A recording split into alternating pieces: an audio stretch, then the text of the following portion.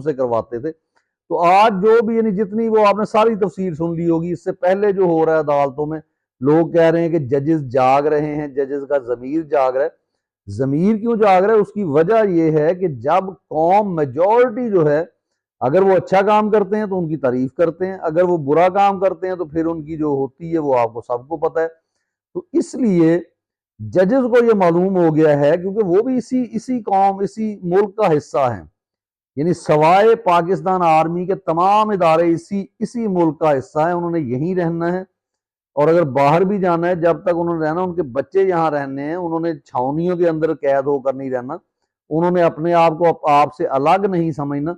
तो जब आप उनके साथ खड़े नहीं होंगे, आपके बच्चे उनका बाइकआउट करेंगे। जिस स्कूल में वो पढ़ते हैं वहां पे उनको नफरत की निगाह से देखा जाएगा कि इनके वालिदैन ने इस मुल्क के साथ क्या खिलवाड़ किया, तो उनको मजबूरन जो है फैसला करना पड़ेगा।